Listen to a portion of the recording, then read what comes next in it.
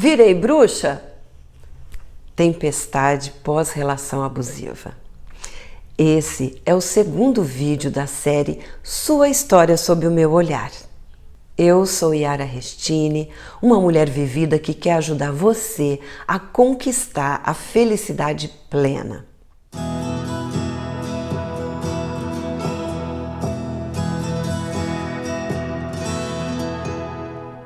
Eu criei a série de vídeos Sua História Sob o Meu Olhar, inspirada nas histórias de vida que as seguidoras queridas do meu canal e da minha página me enviam por mensagens, por comentários, falando sobre os seus problemas.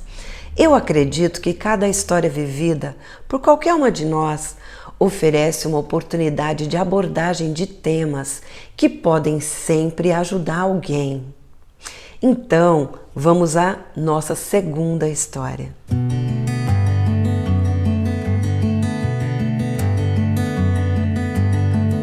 Ela disse assim: Yara, preciso me libertar do ranço de 29 anos de casamento abusivo. Consegui sair e ele agora colocou meus 2 filhos a favor dele e me pintou como uma bruxa. Em contrapartida, eu fiquei com a minha filha e meus 2 netinhos que eu amo profundamente. Está pesada a carga de tantos sentimentos misturados, mas eu quero muito ser feliz. Vejam que momento difícil. Qual é o meu olhar sobre essa história? Quando eu vejo essa mensagem, várias coisas chamam a minha atenção. A primeira coisa que eu observei foi que ela viveu abusos por 29 anos, ou seja, por 29 anos ela teve a sua autoestima atacada todos os dias, teve suas qualidades sob suspeita, suas ações criticadas, seus sentimentos e necessidades pessoais ignorados. Foram 29 anos de manipulação e desvalorização. É muito tempo de tortura. E mesmo assim, ela conseguiu tomar a atitude de sair da relação. A segunda coisa que eu observei foi que ele colocou os 2 filhos homens contra ela. O abusador é mestre em manipulação e consegue manipular facilmente os filhos. Ele pensa que se trata de uma batalha e se esquece que depois da vítima ter percebido que ele é abusador, isso não tem volta, não é? É impossível ela desperceber, voltar a ficar cega. Então, ele acredita que, tendo soldados sob o seu comando, soldados que ajudem ele a convencer a vítima a voltar atrás, não é? Eles acabam vencendo a vítima pelo cansaço. Eles acham que vão vencer pelo cansaço, com pressão. Mesmo que ele não esteja mais tentando fazer a vítima voltar atrás na sua ideia, ele quer que a vítima sofra.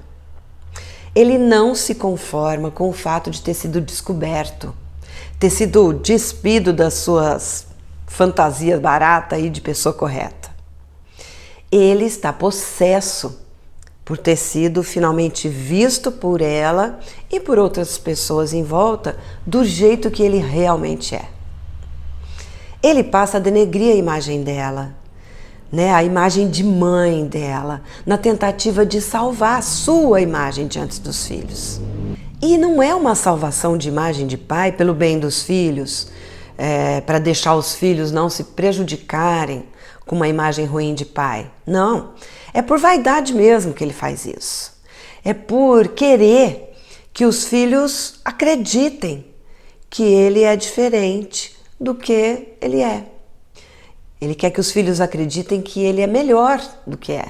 E principalmente, ele quer que eles acreditem que ele é uma vítima da situação e a mãe é uma vilã. Eles costumam dizer o seguinte: tá vendo, meu filho? Eu só queria cuidar de vocês, ter uma família unida, mas sua mãe, ficou doida. Desfez uma família feliz que era nossa. Tá vendo, filho?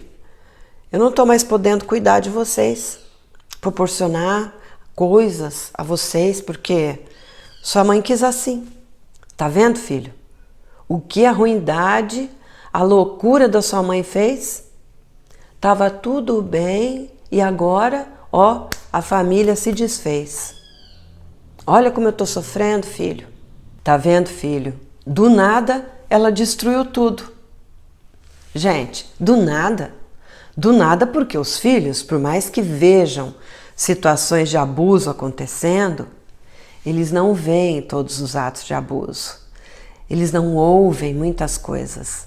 Eles não veem muitas coisas que acontecem e acreditam que não era tão ruim assim. Por isso o pai convence. Eles acham que não é tão ruim a ponto da mãe tomar uma atitude extrema de separação como tomou. Aliás, se eles nasceram e cresceram assistindo aos abusos, eles não têm noção de que seja abuso. Eles pensam que a vida é assim, normal com abusos. Eles não imaginam como estão os sentimentos dessa mãe, o sofrimento calado dela por muitos anos. Eles não imaginam o mal que tudo isso faz a eles mesmos. Não imaginam a devastação emocional causada a ela na intimidade, nas coisas que eles não veem. Os filhos se encontram em um momento delicado, de bagunça total da estrutura familiar. E esse pai abusivo, em vez de amenizar o sofrimento desses filhos, aproveita esse sofrimento para tentar exercer controle e dirigir as coisas para onde ele quer. Porque um bom pai diria assim: olha, filho, calma, não deu certo, sua mãe e eu juntos, mas a gente vai se organizar para vocês ficarem bem, viu? Para a gente se ver bastante, vai dar tudo certo, tudo vai se acalmar e eu nunca vou deixar de ser seu pai, nunca vou deixar de te amar, sua mãe também nunca vai deixar de ser sua mãe, de te amar, tá tudo bem. Isso é a atitude de um bom pai. Mas não, ele planta mais destruição no emocional desses filhos que já estão arrasados. E assim, ele passa a controlar esses filhos e a manter eles como soldados à sua disposição. Ele passa a usar os filhos para pressionarem a mãe, para conseguir vantagens até nas partilhas de bens, no processo de divórcio, separação. Esses filhos, já cheios de dor, caem nas manobras baixas de manipulação desse pai abusador. Muitos desses filhos passam a destratar suas mães e se afastar das suas mães, porque o discurso delas não tem a força da manipulação calculada que o discurso dele tem. Isso dói mais ainda dentro deles e contra a mãe. A terceira coisa que eu observei foi que a filha está a favor dela e se mantém próxima dela com os 2 netinhos. Essa filha pode ter percebido mais do que os irmãos os abusos sofridos pela mãe. E talvez ela seja menos vulnerável às tentativas de manipulação do pai. Talvez a mãe tenha se aberto mais com ela sobre os problemas. Então ela conseguiu compreender o que acontecia. Por ser uma filha mulher, pode ser também que o pai tenha tentado menos fazer a cabeça dela. Ou pode ser que ela tenha uma personalidade menos vulnerável a investidas de abusadores, de pessoas manipuladoras. Ou pode ser que ela própria tenha sofrido ou sofra abusos por parte do marido. Então ela se compadece do sofrimento da mãe. Seja pelo que for, ela conseguiu enxergar a realidade um pouco melhor do que os seus irmãos. Olha, normalmente os filhos não têm que ficar de um lado e nem de outro, a não ser que sejam abusados pela mãe ou pelo pai, certo? E o papel dos filhos adultos é, além de não tomar partido, apoiar as necessidades do pai e da mãe, se, lógico, eles tiverem essa possibilidade, não é? Por exemplo, se o abusador é um psicopata ou um alcoólico, o filho adulto, Ele pode passar por cima desse monte de abuso e pode tentar ajudar o pai a buscar tratamento, por exemplo, certo? Mas o papel é esse, não ficar do lado. Mas enfim, a dor da família desfeita atinge todos os membros. E o abusador se aproveita disso, sem se importar com as consequências emocionais disso nas outras pessoas. Isso é execrável, né? De uma maldade imperdoável. Se for um psicopata, aliás, não existe empatia mesmo, ele não sente nada. Enfim, se ele está sentindo dor, que se resolva sem machucar mais ainda essas pessoas da família, sem provocar ainda mais destruição nessas pessoas. A quarta coisa que eu observei foi que está pesada a carga de sentimentos misturados. Com certeza, pesadíssima. Olha quanta coisa nessa carga. Na carga tem 29 anos de bombardeio contra a sua naturalidade, contra as suas vontades, contra a personalidade, ataques silenciosos e verbais também à sua autoestima. Nessa carga tem 29 anos de desrespeito aos seus limites, aos seus sentimentos, à sua integridade mental e muitas vezes à sua integridade física também. Nessa carga tem todo o desgaste enorme de ter caído em si, que estava sendo abusada, e na decisão de se separar. Esse desgaste entre perceber e decidir se separar pode minar a pessoa por meses, anos. É muito destruidor essa carga, porque a pessoa fica se cobrando ainda por cima, né? Ela fica se cobrando tentar mais, poupar os filhos de uma separação. A pessoa fica um tempão achando que ela não tem motivos, suficientes para querer se separar. Ela passa até a achar que ela está com frescura. Nossa, será que eu estou com frescura? Que fase dolorida que é essa? Na carga tem o desgaste da separação em si. Por quê? Do momento em que ela se coloca e diz para ele que ela quer se separar, até o momento em que ele finalmente sai de casa ou ela sai de casa, ela passa por uma guerra. Discussões intermináveis, chantagens emocionais dele, promessas dele de que ele vai melhorar, chantagens usando a infelicidade na família que ela vai causar. Ela passa por agressões terríveis dele e das pessoas que ele manipula para que pressionam ela a mudar de ideia. Ela passa por negociações difíceis de partilhas, pensão alimentícia. Muitas vezes o abusador arranja um advogado amigo dele, né? Que pressiona também. É um verdadeiro inferno, altamente destrutivo. Aí nessa carga, tudo o que ele passa a fazer para colocar as pessoas contra ela também. Família, amigos, filhos. Entra nessa carga a dor de ver filhos se afastarem, condenarem a decisão dela, negarem apoio e negarem amor a ela, quando eles são manipulados pelos pais. Entra também nessa carga os papéis que ela precisa continuar fazendo. Papel de profissional, papel de mãe, papel de avó. É um momento em que ela precisaria estar sozinha e totalmente livre para cuidar das suas feridas e se preparar para continuar fortalecida. Mas ela tem obrigações a serem cumpridas. Elas têm que se dividir em todos esses papéis. Esses papéis de mãe, profissional, de avó, por mais lindos e bons que sejam, sufocam tremendamente nesse momento, por não permitirem que ela tenha tempo e espaço para si própria, para trabalhar na sua superação de tudo isso. E aí entra a culpa também. Sabe, o sentimento de culpa. O sentimento de culpa é muito destrutivo, gente. Por que que ele entra aí? Ele entra porque ela ama muito as pessoas próximas, que apoiam ela. Mas que nesse momento, a pessoa, nessa situação, desejaria que esse apoio fosse meio de longe, sabe? Ela precisa que esse apoio venha sem invadir o seu tempo e o seu espaço. Isso é muito difícil de explicar para as pessoas. Ela precisa desse apoio, ama essas pessoas e, ao mesmo tempo, ela sente necessidade de um tempo para si mesma.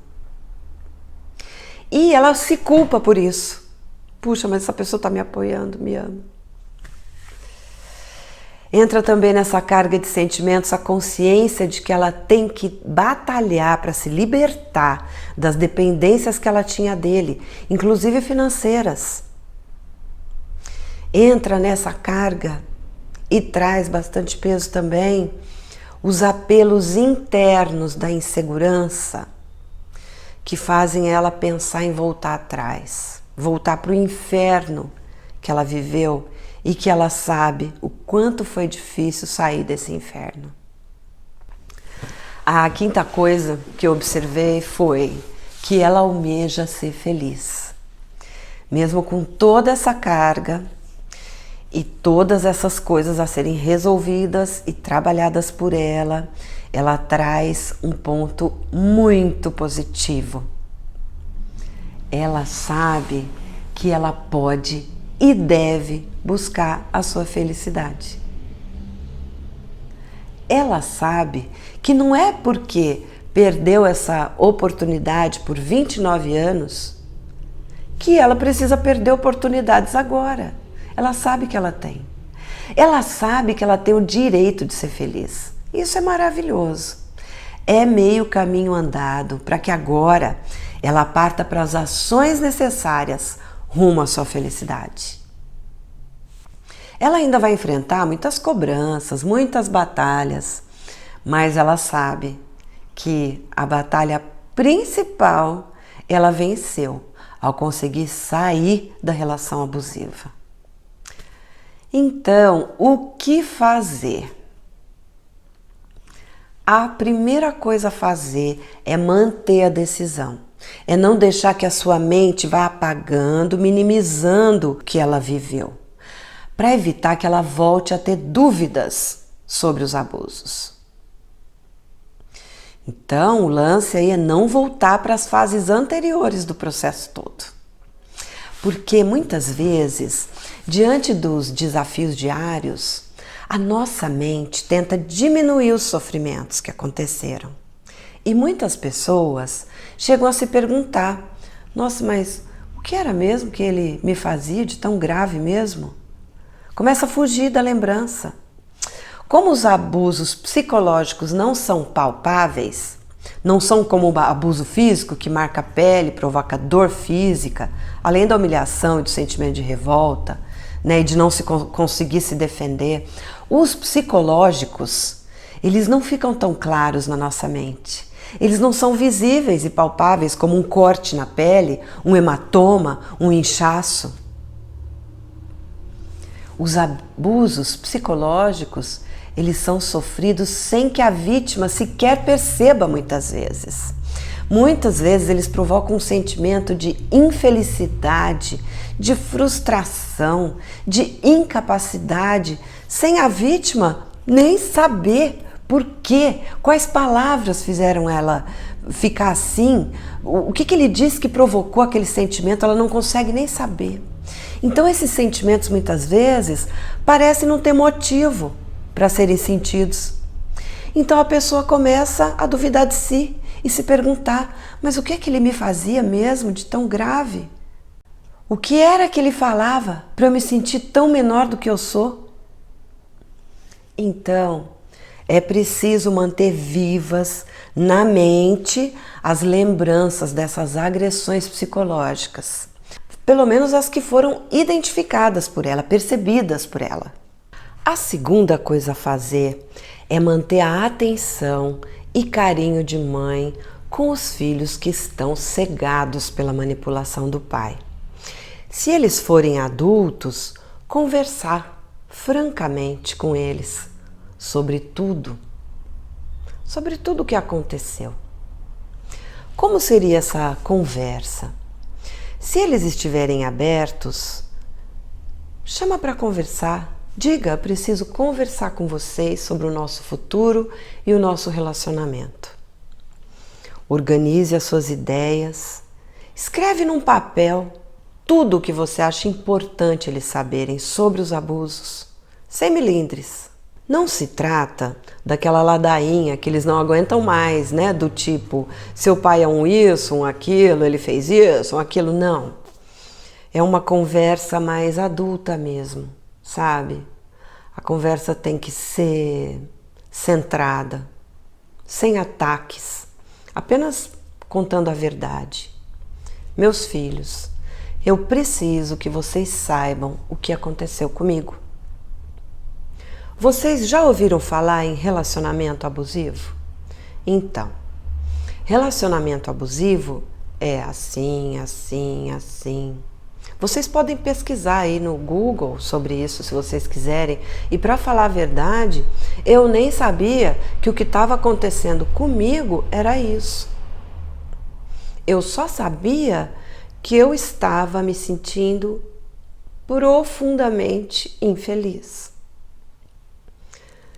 Vocês são adultos, então eu acho que eu posso falar francamente com vocês. Eu estou precisando cuidar de mim e de ter a sua compreensão, meus filhos.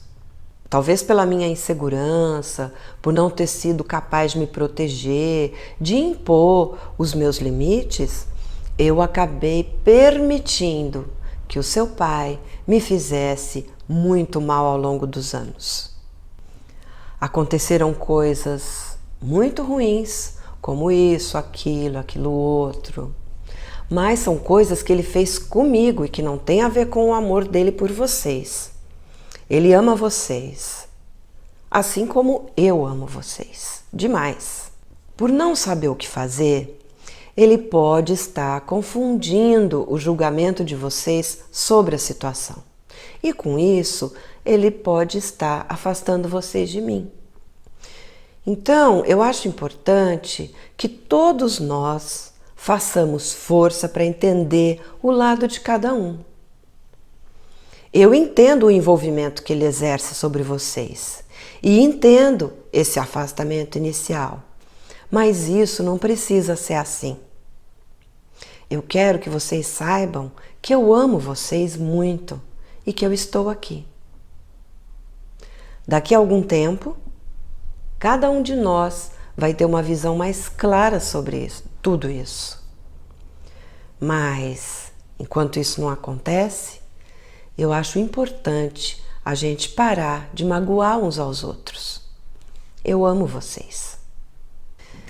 Tem que ser uma conversa assim, madura, calma, direta e amorosa. Se eles se recusarem a conversar nesse momento, espera uma semana, tenta de novo. Se eles forem recusando mesmo assim, escreve e envia. Não guarde mágoas deles. Espere serenamente que eles tenham tempo de ruminar tudo isso, pensar, perceber. Exprima sempre o seu amor e carinho e não cobre atitudes deles. Na minha opinião, é o melhor jeito. Quando os filhos são pequenos, o processo é mais demorado, porque uma conversa adulta vai precisar esperar. Então, enquanto isso, você vai precisar ir falando com o abusador mesmo, tentando mostrar para ele que ele só vai conseguir aumentar o sofrimento das crianças, do jeito que ele está fazendo. Ao ser questionada pelas crianças, jamais fale mal dele. Diga que ele está triste e por isso ele fala essas coisas, mas que ele ama muito os filhos. Olha, filho, ele ama muito vocês, não liga não, daqui a pouco passa. Dá um abraço forte nas crianças e diga que ama. Eles, no fundo da alma, vão intuir a manipulação do pai. Então, eles tendem a ir se fechando a essa manipulação, eles começam a se proteger dela. Calma. Quando a sedução é com coisas materiais, Continue oferecendo o que você tem a oferecer. Porque às vezes o pai oferece, né, brinquedos, coisas. Continue a oferecer o que você tem. Carinho, amor, um tostex quentinho, um bolo gostoso que você fez. O que você puder. Não tarda o dia em que eles vão entender. Eles vão entender. A terceira coisa a fazer é: aproveita o amor, o carinho e o companheirismo do filho ou da filha que permaneceu do seu lado e não caiu nas manipulações do pai. Porém, proteja-se da cobrança disso por parte dessa filha ou desse filho. Quais cobranças? As cobranças são silenciosas, mas elas funcionam assim, por exemplo. Olha, só eu fiquei do seu lado, então você tem que fazer tal coisa para mim. Olha, você tem que ficar com os meus filhos para eu passear, ou isso ou aquilo. Você tem que isso, você tem que aquilo. É preciso colocar limites aí. Olha, nesse dia eu não vou poder ficar, filha. Eu já tenho outra programação, mas tal dia eu posso ficar. Isso se você puder e quiser ficar. Porque o apoio e o amor, eles precisam ser gratuitos. Eles não podem ter barganha. Certo? O respeito aos seus tempos e espaços, o respeito ao seu momento tem que existir. E é você que vai precisar impor. A quarta coisa a fazer é se reinventar, se autoconstruir. Essa carga pesada de sentimentos vai ficando mais leve à medida que você for trabalhando em você, cada um deles. Trabalhar esses sentimentos significa compreender profundamente tudo o que aconteceu e o que está acontecendo, consciente dos abusos que sofreu, do que eles provocaram, do que eles levaram a fazer, que ela não gostaria de ter feito. Tem que compreender, tem que se compreender. Do que ela deixou de fazer de bom para ela mesma e para as pessoas que ela ama. Tem que ver e compreender tudo isso. Tem que estar consciente de que, sendo vítima, aqui não cabe ficar se culpando por coisas que não tinha como fazer diferente. A condição interna manda nisso. Então é tempo de olhar para dentro de si mesma e de se reinventar como pessoa. Autorreconstrução. Investir em crescimento pessoal, em recuperação da sua autoestima, do seu amor próprio, e resgate da sua personalidade. Faça novas coisas, faça cursos, ajude-se de todos os jeitos que conseguir. É tempo de se preparar para o que vem para a sua vida a partir de agora. Quinta coisa a se fazer: acolha, sim, essa esperança de ser feliz. Cultiva a certeza de que isso pode e vai acontecer. Invista nisso. Dedique tempo e atenção a isso. Invista na felicidade em todos os setores da sua vida. Na sua profissão, na sua família, na sua vida social, na sua saúde e na sua vida amorosa, nova vida amorosa. E se alguém achar que você não precisa mais disso, que já passou o tempo de você se preocupar com felicidade no amor, que você não tem mais esse direito, reprima essas pessoas. Reprima, imponha o seu direito.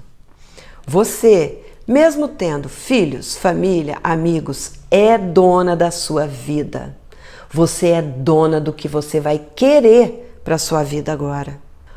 Toma as rédeas da sua vida. E nunca mais dê essas rédeas nas mãos de ninguém. A vida é sua. Bom, aqui termina esse segundo vídeo da série Sua História sob o Meu Olhar. Eu espero que você tenha gostado desse conteúdo. Se você gostou, por favor, deixe o seu like e compartilhe com quem você sabe que gosta ou que está precisando tomar contato com esses assuntos. Deixa o seu comentário e, se você sentir vontade, envie a sua história para mim para que eu possa fazer um conteúdo sobre ela também, sem citar nome, é claro. Isso se der vontade, ok?